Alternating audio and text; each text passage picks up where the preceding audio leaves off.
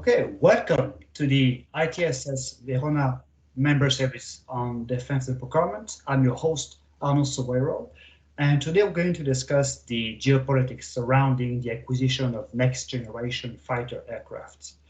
Many developed nations have heavily invested in the development of fifth generation combat aircraft featuring stealth capabilities such as the F-35 in the US, F-32, the Russian Sukhoi 57, and the Chinese FC-31.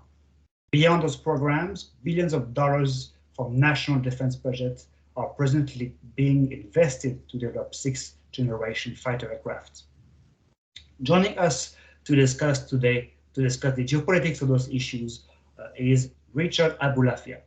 It's a real honor to have Richard here as the world expert on aerospace and defense issue.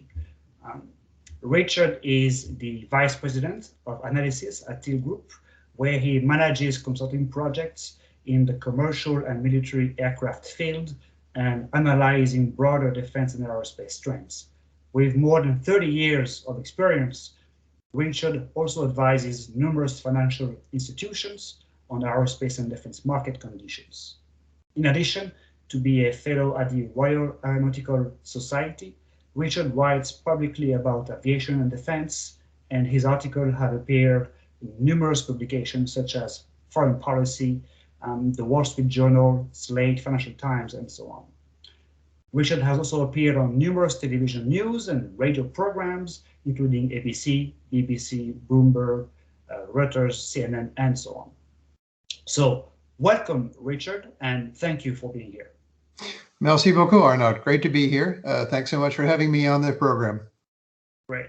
So, Richard, start us off with going through the key roles a fighter aircraft can carry. Within air power strategy, how important is the role of a fighter aircraft to ensure the security of the state, and what drives a state to acquire those type of capabilities? Well, aircraft are probably the only major weapon system that's relevant in absolutely any conflict scenario. If it's a full-up shooting war, well, the absence of air power means you lose, period.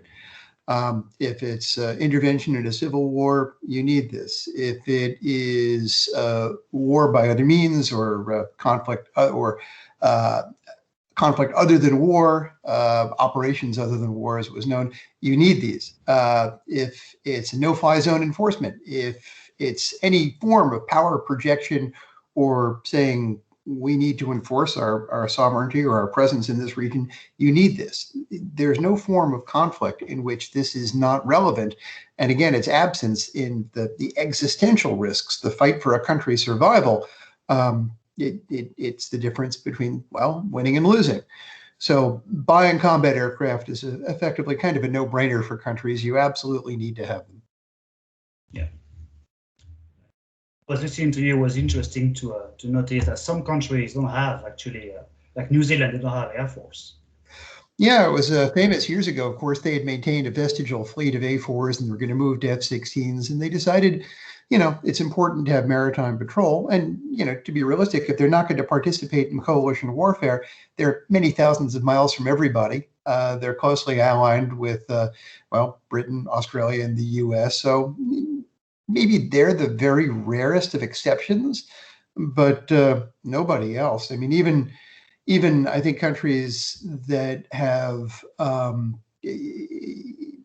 shall we say, they're less developed in terms of infrastructure and economics, have decided they still need a squadron or so just to be able to chase aerial threats away. Right, thanks for that.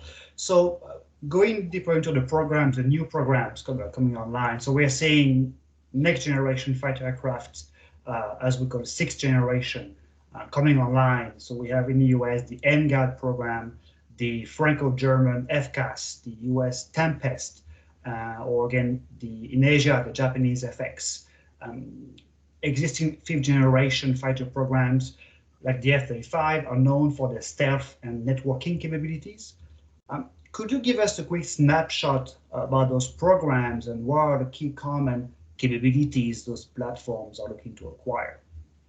Well, far and away the most ambitious and probably well-funded one, of course, is going to be NGAD for the Air Force. And in a lot of ways, it sort of aims to rectify some mistakes that have been made in U.S. air power over the past 30 years.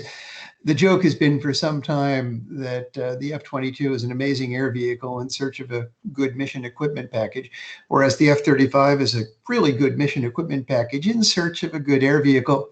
If you could just create that combination, the way the F-15 was back in the day, that of course is essential. And given the fact that the F-22's architecture is based upon, well, technologies that just aren't sustainable beyond the early years of the 2030s, NGAD looks more and more like an absolute necessity. And it's going to bring, well, the best-in-class airframe with best-in-class mission equipment, but it probably isn't going to be terribly revolutionary. I mean, I think in a lot of ways, people remember back in the early 90s, they saw forward swept wings, and they saw, of course, thrust vectoring exhausts and whatever else. None of that seemed to be terrible. Rather, it's the slow and steady work and, as you say, connectivity, working with off-board sensors, network management, and possibly the one technology that will be exciting for all of these platforms is a loyal wingman cooperative capability. And whether that takes the form of larger airframes that work with them that are unmanned, or whether it's gremlins and swarms and whatever else of effectively precision-guided munitions, this is going to be something to watch as a key driver of the technologies of the new programs. Tempest, I like to call Tempest the kind of the Brexit fighter, but it's a lot more than that. It in some ways, it is an effort to get back to the level of industrial air power sovereignty that Britain left behind with the English Electric Lightning back in the 60s when it joined Tornado. But also, I think it genuinely is a good faith effort to leverage their status as the most capable air power country in Europe, tied with France. Basically, you've got two countries, France and the UK, that have the overwhelming share of capabilities, technologically, industrially. Why would Britain not want to be a leader? Good question. I can't think of a reason. FCAS is an interesting story. France has gone it alone, of course, since World War II. And Dassault is a remarkable prime, and Thales is a remarkable electronics house. Safran is a remarkable combat aircraft engine house. The only thing that keeps me from saying that FCAS is going to be another remarkable plane is the complicated addition of Germany. And I'm not so sure it survives in that form. I tend to think it might just become a Franco-French cooperative joint venture. Of all the other players out there, it's going to be interesting. The last time Japan did its own fighter, of course, it became a derivative of the F-16, the F-2 program. Will an F-3 be all new, or will it be a derivative? Nobody knows. Meantime, they're up to 147 F-35s, the biggest customer. And they've got a in-country production line. That's going to be an interesting one to watch. Korea, of course, is building the KF-21. That is interesting, but it's more of a Generation 4.5 design. It's basically, look, we need something to combat the North Korean threat and, of course, build up our own autonomous capabilities in country. So this is a good way to go. It's a cost-effective way to go for them. They might be able to recruit some international partners like beyond Indonesia. Probably a decent chance of that. So those, as I see it, are the main players, of course, except for China and Russia. I'm happy to talk about those. Sure. With a European focus, as you mentioned, a couple of programs, obviously. We have seen in the 80s the development of a European fighter, the Eurofighter. And like you mentioned, there was a standalone program, the French Rafale. Both are successful fourth-generation fighter jets from an operation standpoint. Arguably, the development of a common aircraft addressing the security requirements of the EU countries would have been beneficial for the development of a European defense. And so today, like you mentioned, we have two competing programs, UK Tempest and the Franco-German FCAS. Could you share some insights about the drivers of having separate programs, and what does that tell us for the future of the defense in Europe? Yeah, it's also a comment on technology. I think that multi-rolling platforms has gotten so much easier with better sensors and computers and whatever else. Take you back to the days of the tornado. You had irreconcilable drivers. You had the Italians that wanted a medium to long range strike planes for dealing with Warsaw Pact forces in Yugoslavia.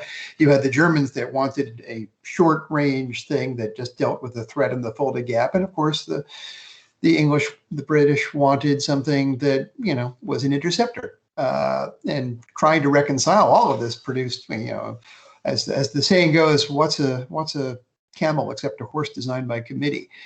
Eurofighter was easier, although there was some resentment. The Germans referred to it as the English fighter aircraft because it was far more optimized for air-to-air missions. And I think there were some voices in NATO that resented that. But you look at both Tempest and of course SCAF, and they're probably going to be very potent in all missions because of the advance of capability. So what we're really talking about here is sovereignty and industrial policy rather than technological and mission drivers. That's going to be really interesting to watch because, again, they're also being born out of the aftermath of Brexit and what that means for pan-European aerospace industry cooperation. There's kind of this shadow hanging over its creation. But I would bet on both of them going ahead, absolutely. So it seems like if to create the Europe of defense, we might have to start looking at the industrial level and see how we can consolidate that at the base. Yeah, that's exactly right. And Airbus was an amazing achievement in terms of pooling commercial jetliner technologies and resources. Although it's interesting, Britain never really joined as a full member. And obviously, there's a real complication in extending that Airbus thinking down to combat aircraft because of France and Dassault. I mean, that really complicates things. If I were France, if I were Dassault, I would not want to give up their status as arguably the most effective combat aircraft house outside of the U.S. And I think we could add a different angle to that as well, is a non-rational element, which is pride as well. Right? Absolutely. There's so much wrapped up when you're using these combat aircraft for these missions that involve strategic cooperation with partners or showing the flag in the case of a standoff with a potential adversary. Pride, it inevitably gets wrapped up. That's exactly right. Very, very interesting. So now that you have explained, we have a better understanding of the landscape of those programs, and it will be interesting to go deeper into the exports of those programs, because exports represent a critical component of the success of those programs. One example could be economy of scale, but arguably both the F-16 and the F-35 are major export successes. What are the links that you're seeing between the export of such a major weapon systems and the foreign policy of the country? Taking the example of the United States, to what extent those exports will support their foreign policy goals? Yeah, there's no question you're buying a strategic relationship when you buy a fighter, and you want a relationship with someone who matures, evolves, and refines air power doctrine, and of course, the support of the technologies on board the aircraft. This has always been the big problem for Saab of Sweden. They produce an amazing jet at a pretty good price, but you're buying a strategic relationship with Sweden, and that's a niche player. So it kind of boxes them into a niche market. I find the role of France, again, quite intriguing. It seems to me that their strategy now is to say, look, I understand why you want a strategic relationship with the US. They're the big gorilla, but you need a second source. You never know politically, and we are your best second source. And that is starting to work brilliantly. You look the history of French exports, every single Dassault program from the Mirage 3, F1, 5 2000, all of them were 2/3 export, 1/3 domestic French demand. Then Rafale happens for 20 something years, not a single success. And all of a sudden it's been extremely successful all of a sudden.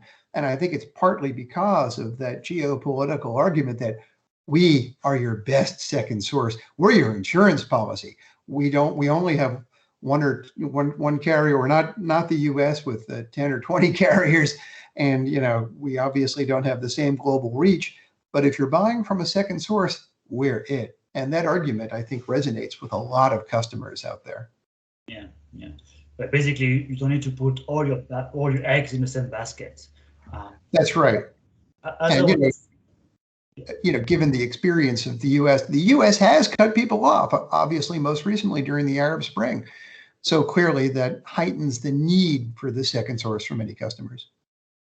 And as I was listening to you, I think there are some countries, obviously they have only one source, second sources, but there are three or four sources. I mean, I remember some countries like Indonesia or Malaysia, they are buying for everybody.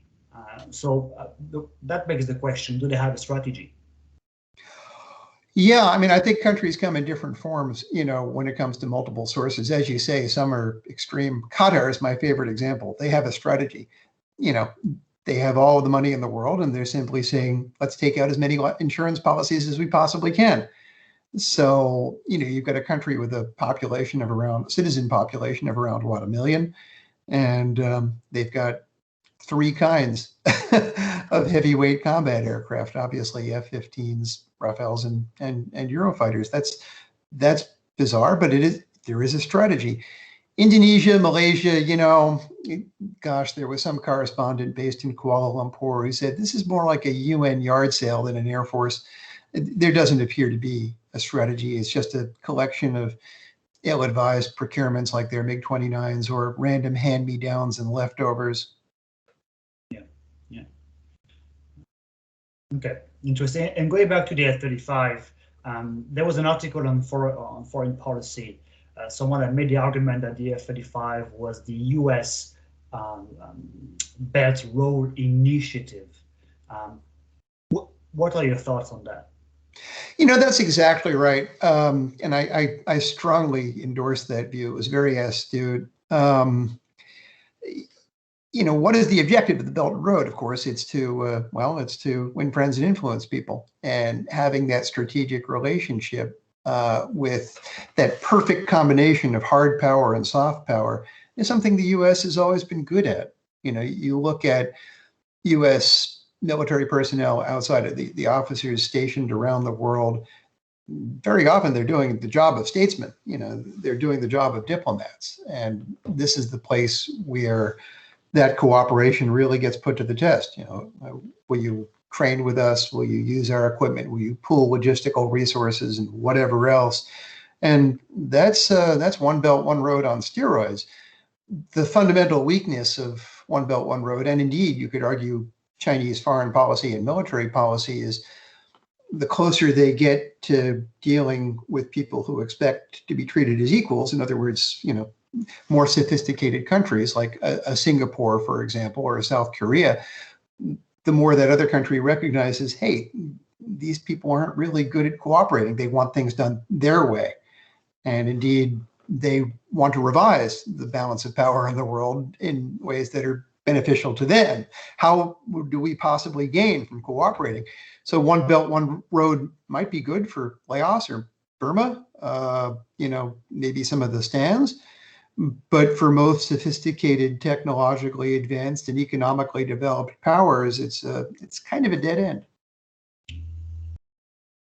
But to continue on that trend between great power rivalry between US and China, China has fielded 5th-generation fighter aircraft. We have the Chengdu J-20, the Xiangyang FC-31, and those aircraft bear an interesting resemblance to the US F-22 and F-35. So how do you see, how advanced is China in the development of next generation fighter aircraft compared to the US? And what could that potentially mean from a tactical standpoint in the event of a potential conflict between those two powers? Yeah, this is certainly the big question that a lot of people are asking in the US. A couple of things that I would draw people's attention to. One, the overwhelming bulk of technological progress in the combat aircraft world has been at the subsystem level.